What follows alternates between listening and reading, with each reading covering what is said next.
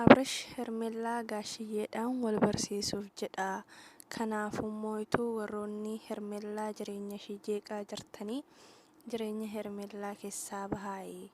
Kanammoo akka beektanii fi akka isin akeekkachiisuuf jedhee jechuudha amaanuuni. Biiniin immoo wantoota hin taane osoo haasa'uu baattanii namatti tola. Gaashiyyee eenyumaa olittan beeka. Gaashiyyeen akka kanarraa wannee sirrittan beeka. Maaliif jennaani Ruuttaa nama kaleessa akka intala ofiititti taqabbaleedha. Baay'ee jaalata, baay'ee kabaja Ruuttaadha. Gaashiyyeen immoo Ruutta irratti wanta akkasii akka hin goone immoo ergixanyaadha sittani malee. Abrashii dhugumaanuu deemee Ruuttaa fi Hermellaa fi gaashiyyee waliin barsiisa jedhee deemeyyuu gaashiyyee irraa deebii akkamii akka argatu ni beeka. Deebii akkamii akka argatu beektetii kan nutti haasa'aa jirtu. Kanammoo wanta hin fakkaannee fi wanta fakkaachuun hin mallee osoo haasa'uu baattanii namatti tola jedheen jechuudha. Gurbichillee immoo amaanuun jechuudha. Har'a inuma luqqifate jechuudha. Dubbii inuma luqqifate bakka fidee moochi. Gaafii natti ta'anaayyuu. Nagaa isiniif haa ta'u, anis jira galata Waaqayyoo, nagaan bira jiraatu isin bira isaa jiraatu. Like, subscribe, share gochuun hin irraanfatinaa isiniin jedha. እና akkuma argitanii amaanuun kee biinii kan yaame amaanuudha. Haa ta'uyyuu malee viidiyoo kan waraabe immoo biiniidha jechuudha. Mana amaanuutitti gadi gadhiifame. Amaanuu yookiin amaanuweelii hin beektan jedhee yaada isa mucaa kana jechuudha. Asumarrattuun argita waan ta'eef. Anna deeggaraa Hermellaati jechuudha inni. Innaa sanirraa kana fi eenyu biiniin har'a amaanuun na yaamee jira. Baay'ee waan cimaaf asii barbaade dhimma cimaaf asii barbaade naan jennaan ani immoo dhimmicha cimaa kana waa'ee miidiyaarraa kan dhokateen ala osoo hin taane wantuma miidiyaati jedhee waan yaadee fi ani immoo kaameraa qopheessee isa eegaa jira. Isa kanammoo yoo dhufee kan walumaan laallu ta'a. Maal akkanaan jedhu maal akkanatti himu dhimma cimaaf asii barbaade jennaan ani immoo qophaa'ee gammachuudhaan hin dhufe. Kanaafuu kan inni naan jedhu walumaan laallaa jedhee. Annaa warroota geemii isaan irratti geemii Ruuttaati irratti hanga har'aatti gammachuun nu keessaan banne baay'ee isinitti boonne irraa Ruuttaa boossuu keessanitti nummoo gammachuun ishee kan ishee dhiisne numarraa hanga ammaatti gammachuun hin galle baay'ee nu boossitanii baay'ee galatoomaa galata guddaa nu biraa qabdu jedhan jechuudha. Nuunis keessa jirra jechuudha kan hundumaafu. Annaa osoo akkasitti haasa'aa jiru amaanuun kee hin dhufe. Dhufnaan nageenya wal gaafatanii biyyatti wal beekan natti fakkaata. Nagumaa akkam akkas waliin jedhanii. Annaa erga nageenya wal gaafatanii booda maaliif na barbaaddee minaamin jennaan geemii sun akka minaamin waliin jedhanii. Geemii irratti immoo nu gammachuu qabnaa isin wanti keessan boba'ee minaamin waliin jedhanii. Amma waan hin taanellee haasa'uun hin barbaachisu. Nu wanta biyyattillee nama wal beekudha. Biyyattillee waan baay'ee nama waliin dabarseedha. Kanaafummoo wantoota tokko wanta waliin kalee dabarsine laallee waliif hambifannu minaamin jedhee amaanuuni. Ammallee taananii isa kaleessaa wanti namni kaase hin jiru. Immoo namni si tuqaa jirus hin jiru. Hermellaadha malee jennaani. Hermellaa xuyxa jechuun immoo ana xuyxa jechuudha. Hermellaanii nama fageenya zim jedhee ishee jibbuudha malee Hermellaa keessa bira gahanii. Ishee bira gahanii namni ishee hubatee isheetti siqee namni ishee hubatee Hermellaa kan gahu hin jiru jedheeni.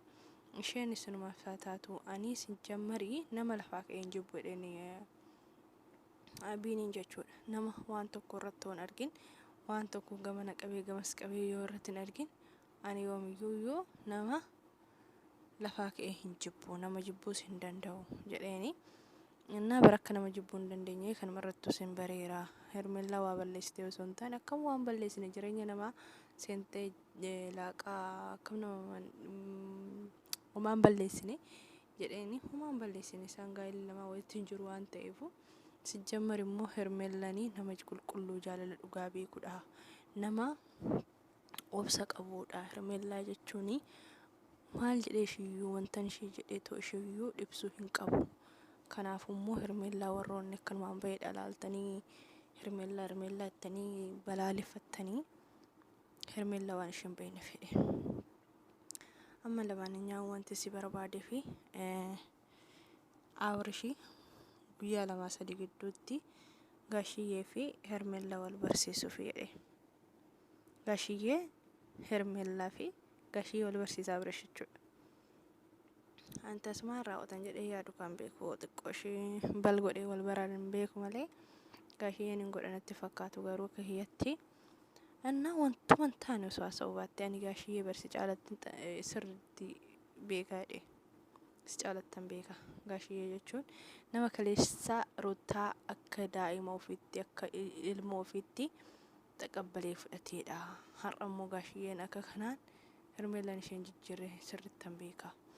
Abrishii fi Ruutaan sirriitti wal jaalatu. Sintuu warra gidduu jiru kanatu Abrishii wantoota hin taane jedhee Abrish akka wanta biraa yaadu taasisaa jira malee Abrishii fi Ruutaanii ammayyuu jaalala addaa walii qabanii. Abrishii fi Ruutaa jechuun nama kaleessaa Abrish Ruutaaf jedhee Ruutaa argachuu jedhee aarsaa hedduu kaffaleedha. Ruutaan nama Abrish argachuu jettee aarsaa hedduu kaffalteedha.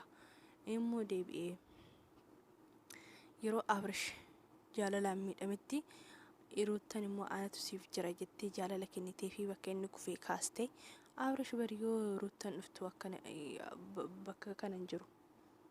Maal qaba gizee sanii Ruutatu bakka kanaan ga'e hin jedhamu. Waaqa Abrish rafeetu Ruutaan hojjettee bakka kanaan geesse moo maal jechuudha? Wajjin xara viidiyoo ta'e waliin hojjetanii Ruutaan adda ishii hojjettee fiddi hin fiddu. Majammaraa wanti kana kan hojjetu yuutuubii kana kan hojjetu Abrish miti. Ruutatu Abrishitti dabalamee isa wajjin hojjete malee Abrish Ruutatti dabalamee Ruutaa wajjin yuutuubiin hojjenne jechuudha. Maaliif yuutuubii dura hojjetaa ture Abrish. Annaa bakka kanaan ga'e minaamin hin dabbara dhugaa rabbii. Hamilee Abrish illee eeguu qabdan. Nama kalee waliin nyaate nama kalee waliin dhuge waan ta'eefi hanga barbaade illee hoo ta'e namni amata 20-15 wal loleeyyuu namoonni walitti deebi'an miidiyaa kanarratti nama baay'eedhaami.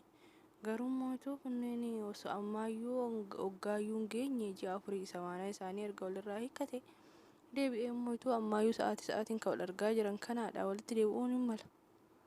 Maaliif hanga kana hunda wal busheessuu maaliif barbaachise? Ruutaan kana kan argiteeti iyyuu kan akkatti quuftee ta'u jechuun miidhamtee jirti.